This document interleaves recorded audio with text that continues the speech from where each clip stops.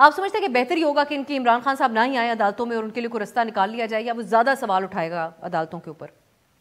नहीं देखें, ये इसमें कोई शक नहीं है कि जिस तरह से नवाज शरीफ और मरीम नवाज को गुजारा गया था अदालतों से, और 6-6 दिन पेशियां हुई और फिर इलेक्टोरल रोल से भी हटा दिया, कैंपेन भी नहीं कर सके, जेलों में डाल दिया, और फिर इलेक्टेबल्स को उनसे लेके उनको इलेक्शन की कामयाबी से भी महरूम किया। तो खान साहब इस हवाले से तो लाडले ही नजर आते हैं।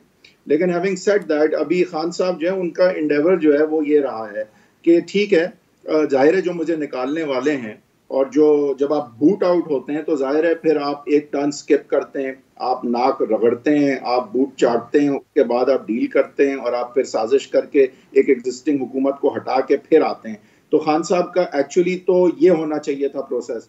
लेकिन खान साहब खुद भी 70 साल के हैं, कुछ पेशेंस भी उनमें ज़्यादा नहीं है, और वो कुछ उन्होंने तो यही तय किया कि नहीं, इस दफ़ा कुछ ज़रा डिफरेंट करना होगा, और फिर पार्शली बाई इलेक्शंस के थ्रू पंजाब भी लिया। और वो अब कोशिश ये कर रहे हैं कि ठीक है, जिन्होंने मुझे निकाला वो जाहिर है समझते हैं कि उनको वापस लाने की एक कीमत है। अगर खान साहब वजीर आजम बनते हैं तो जाहिर है एक कीमत अदा करनी पड़ेगी, at least in the minds of दोस्त जिन्होंने इनको निकाला है। लेकिन वो उनको बावर कराने की कोशिश कर रहे हैं कि मुझे बाहर रखने की कीमत तुम लोगों के लिए और ज्यादा हो जाएगी, जिस तरह वो पहले कहते थे कि अगर मुझे निकाला तो मैं सड़कों पे और ज्यादा खतरनाक हो जाऊंगा। तो इस वक्त भी वो बेसिकली यही मैसेज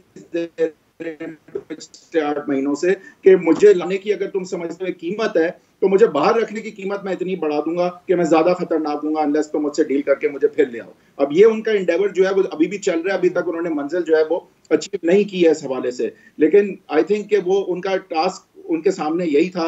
लेकिन ये करते करते उन्होंने फिर जो कबूलियत वाला पर है वो बिल्कुल ही काट के फेंक दिया था।